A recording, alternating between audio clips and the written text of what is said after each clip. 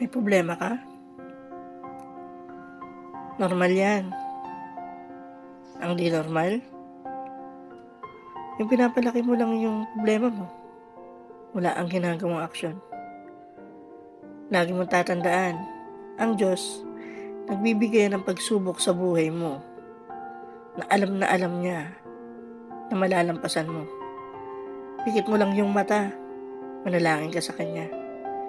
At lahat ng problema mo, gagawa niya ng paraan para muli kang makabangon at ipagpatuloy ang mga pangarap mo sa buhay.